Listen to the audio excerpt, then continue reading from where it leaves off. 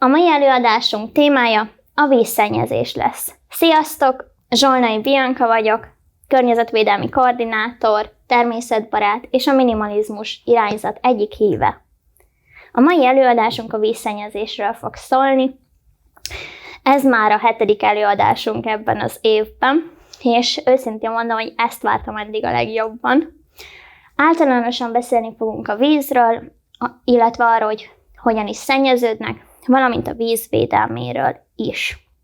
A víz a természet kincse, az élet alapvető velejárója, illetve alapfeltétele. Bolygónk 70%-a, a testünk pedig 60%-a víz. Mégis világszerte problémát jelent az, hogy a vizeink szennyezettek, illetve az ivóvízkészletünk egyre inkább csökken. Bolygónkon megtalálható víz 97%-a sós tengervíz, 2% a sarki és gleccserek jegében lévő víz, 0,001% a felhők, a köd, illetve a vízgőz formájában van jelen az atmoszférában, valamint 0,6% a édesvíz. A népesség és a technika fejlődésének köszönhetően egyre többen és többen vagyunk a bolygón, ami azt eredményezi, hogy egyre több és több vizet használunk fel. Ám a készleteink végesek. A tisztítás és a vízi élőhelyek megóvása pedig óriási költséggel jár, és egyre megerőltetőbb a környezetünk számára. A világ több országához képest is Magyarországon is törvények szabályozzák a vízgazdálkodást, illetve a vizek védelmét.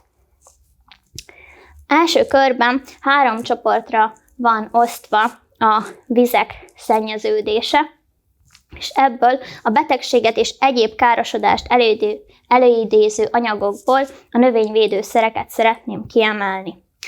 A növényvédőszereknél a probléma az, hogy bejut a talajba szivárgás által, mellyel a talaj alatti vizeket szennyezi. Innen eljut a folyókba, az állóvizekbe, a vízzel pedig eljut olyan élőhelyekre, ahol az élőlények szervezetébe bekerül.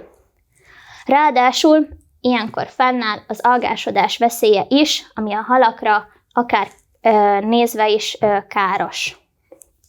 A hatóság feladata a növényvédőszerekkel kapcsolatban az, hogy még mielőtt forgalomba hozzák, megállapítsa annak a következményeit, valamint lemodellezze azt, hogy hogyan is fog hatni ez a környezetre.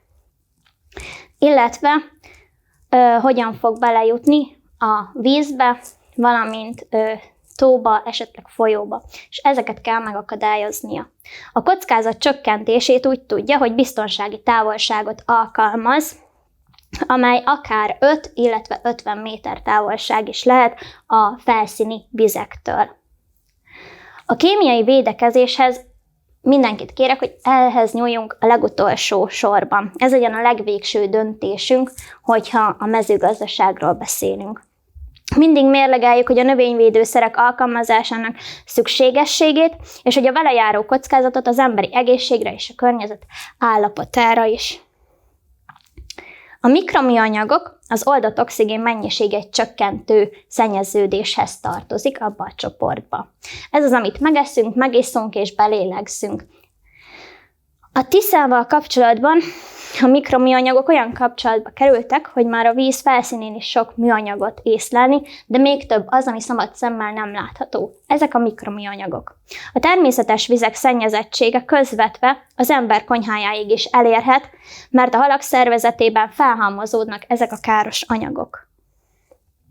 De hogyan jut el a Tiszáig? Kommunális hulladékként. A szennyezést az váltja ki, hogy a külföldi vízgyűjtőn a lakossága hullámtéren rakja le a háztartási hulladékot.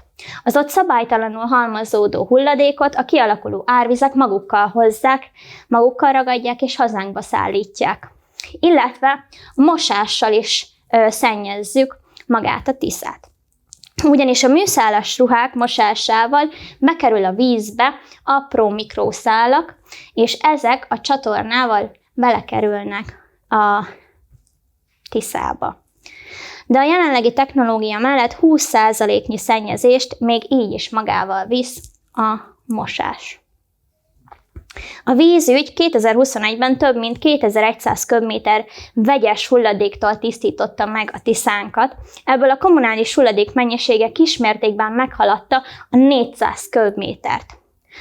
Van egy úgynevezett Tiszta Tisza térkép, mely abban segít, hogy a folyó és a mellékfolyóinak hulladék helyzetét mutatja be. Ez elérhető a www.tisztatisza-térkép.hu oldalon. Itt látható magának a Tiszának a térképe, ahol egyes illegális hulladék lerakóhelyek találhatóak. Itt be lehet jelenteni ezeket az egyes illegális lerakókat, valamint majd a szervezet intézkedni fog önkéntesek által az ottani hulladéklerakásnak a felszámolásáról. És mit tehetsz ellene? Elsősorban a pamutot emelném ki, hogy válts pamutruhákra, ugyanis ezek természetes anyagokból készülnek, így a mosógéppel, hogyha távozik egy-egy pamutfoszlány, az idővel úgyis le fog bomlani. Ugyanakkor szűrőt lehet már kapni, speciális mikroszálakat felfogó szűrőket a mosógépbe, ez nyilván a 21. század egyik vívmánya is. Illetve gyűjtsünk szelektíven, hiszen ugye a Tiszánál is ez a probléma, hogy rengeteg hulladék van a Tisza mentén, amit akár egyes különböző hulladékfeldolgozók szívesen használnak nyersanyagként is, de erről már beszéltem egy korábbi videóban, a szelektív hulladékgyűjtésről. Az olajszennyezés közvetett módon káros hatású szennyezés. Az olaj jelenleg nélkülözhetetlen energiaforrás. A víz felszínén úszó olaj elzárja a napfényt, ezzel gátolja a vizek természetes oxigénforgalmát. Ugyanakkor a vízimadarak, emlősök tollába, szőrzetébe ragadva az állat pusztulását okozhatja. Sziget-Szent-Miklóson 2020-ban helyrehozhatatlan kárt is okozhatott a természetes környezetben az akkori illegális olaj lerakása, vagyis igazából belefolyatása a csatornába. A csatornában jelentős mennyiségű olajszármazék van, mintegy 7-8 kilométer hosszan látható az aknákban. A helyzet azért is volt különösen veszélyes, mert a csatorna a Dunába torkollik.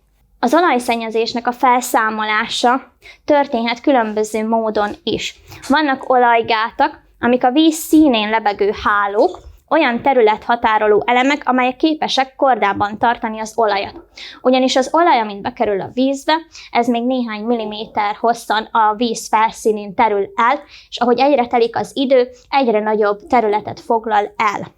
Az olajfölöző a felszíni olajréteget képes eltávolítani, ez a berendezés, ez egy külön berendezés, ami ezt a célt szolgálja. A felítató anyagok, abszorbensek képesek megkötni az olajat, és egyszerűbbé teszik az eltávolítását. Amit tehetsz az olajszennyezés ellen, azok a különböző petíciók, illetve tiltakozások, amiket aláírhatsz, illetve a szénhidrogének csökkentése a mindennapokban. Ugyanis, hogyha kevesebb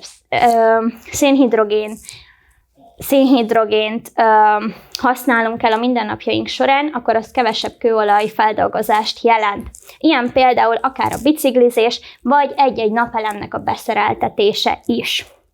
Valamint, amit még tehetünk, az a felelős közhivatalnokok megválasztása és számon kérése. Ugyanis nagyon fontos, hogy a mai világban már olyan felelősök legyenek, akiknek fontos a környezetvédelem. Szeretnénk még beszélni a vízválságról is. Ugyanis 1950-ben a Föld lakosságának 40%-a küzdött vízhiánnyal. 2020-ban ez a százalék 12%-ra esett. Ugyanis 12%-a az embereknek nem jut biztonságos ivóvízhez. Valamint a tudósok 2035-re azt jósolják, hogy az emberiség 50%-ja fogja érezni a vízhiányt. A magyar helyzet. Félsivatag és pusztító aszályok egy víz nagyhatalom területén. Magyarország rengeteg vízzel van megáldva, mind talaj alatti vizekkel, mind pedig felszín feletti vizekkel is. 2022-ben az egyfőre jutó teljes megújuló vízkészlet kereken 11 000 köbméter fő per év, ami csak ugyan bőségesnek számít világviszonylatban. Ha azonban fejenkénti belső megújuló készletet nézzük, akkor ez csak 600 köbméter fő per év. A határon túlról érkező folyókészlete teszi ki a 95%-át, ami nem része a belső megújuló készletnek. A Duna-Tisza közén fekvő homokhátságot már félsivatagnak nyilvánították.